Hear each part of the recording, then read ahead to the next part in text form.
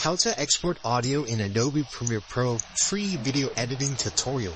Okay, so step 1 is to drag the video that you want to export as audio or audio piece, but in this example, I'm using a video clip. First step is to add an endpoint by clicking I or Control I. Go to the end of the video and click O or Control O.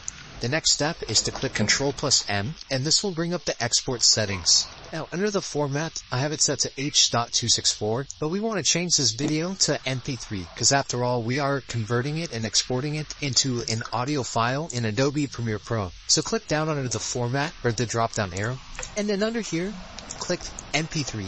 Okay, so we're almost there. Under the preset where it says MP3, click the drop-down arrow. Now we have 3 different options. We have a low quality, a medium quality, and a high quality. But these two just say high quality, so we're going to choose the third option, which is the highest quality. Okay, so now click output name, and then save it for whatever it is you want to save it, export. Thanks for watching. Check out the playlist for more videos and subscribe to the channel to see more.